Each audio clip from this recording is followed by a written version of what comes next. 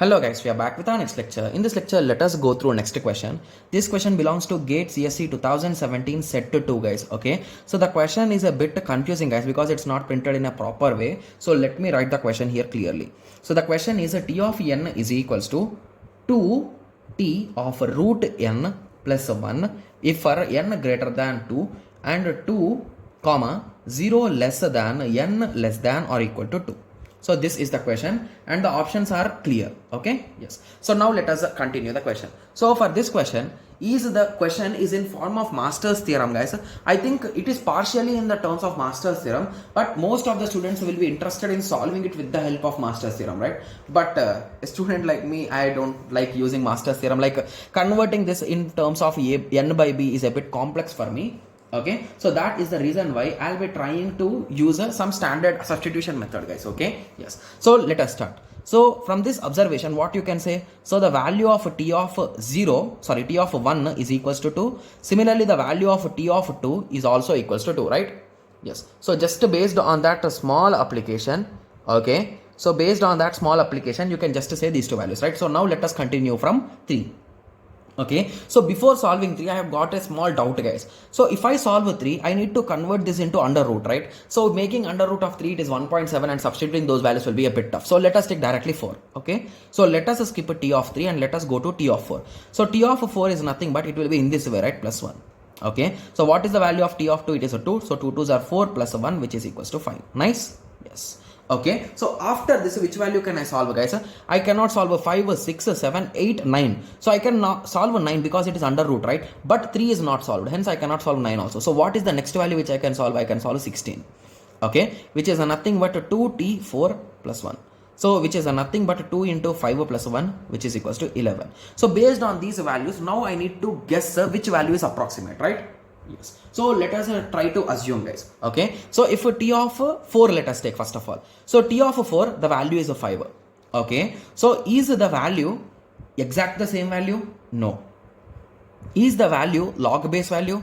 Okay. So there is a chance of a log, right? But is it exactly square root guys? If we give 4 we got 2? No. Hence this option is also wrong. So now we are left out with this log values, right? So let us do log base 2.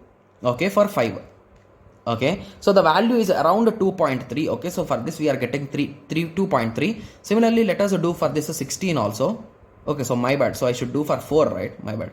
So exactly we are getting 2 here, and if I am doing for 16, okay, so even for 16 I am getting 4. Okay, so for 16 I am getting 4. Okay, so based on this assumption, I think log n is really small, right?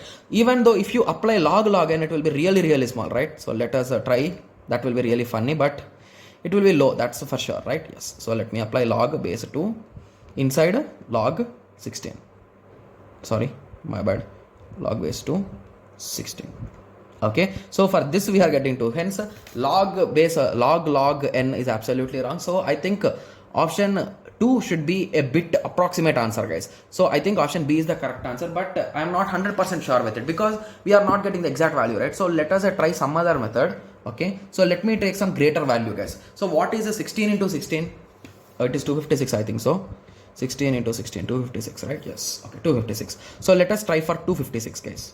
Okay, so 256, what will be the root of 256 guys? It is nothing but 16, right? Yes. So t of 16, 2 into t of 16 plus 1. Okay, so 2 into t of 16, the value is 11 plus 1. So which is equals to 23. So let me do log of 256. So log base 2 of 256. We are getting approximately 8. Okay, so I think our substitution method is not doing that much good. Okay, so let us think of some other method guys. Okay, so if we think of some other method, we are having a chance here. Okay, so if you try doing substitution method guys, you can get answer here guys, because substitution method will give answer sometimes. Okay, so if you substitute that value in itself again and again, so what it will be guys? So if you do iteratively for multiple times, it is what is exactly it is nothing but n power 1 by 2, right? So if you are doing iteratively, it will increment up to k, right? Yes. So if you assume, okay, yes, so if you assume this value to be 2, you can try solving it guys. So here we need to find the value of k. Okay, so for assume that I am doing for k iterations, right? Yes. So then you will be assuming the value of k here. So to k you can apply log on both sides. Okay, so it will become 1 power 2k is equals to log base n power 2, right? So 2. Okay, yes. So you can, once I applied log n, log base n. Okay, yes. Okay, so after this what we can do, guys? So you can think of some other thing and you can do reciprocals, right? Yes. So if you do reciprocal, what it will happen, this will become 2 power k is equals to log, here the base will again, they both will swap, right? Yes. So base 2 and n. Nice. So now if you apply again a log, you will get a k outside, right? So let us apply now log base 2. Okay, so log base 2, here it will become again log base 2 n, right? Yes. So now we got the k value, right? Yes. Okay, so now you can substitute this k value in our equation, right? Okay. Okay, so after substitution it will become in this way, right? So t of n is equals to log n. Okay, okay, so plus log n.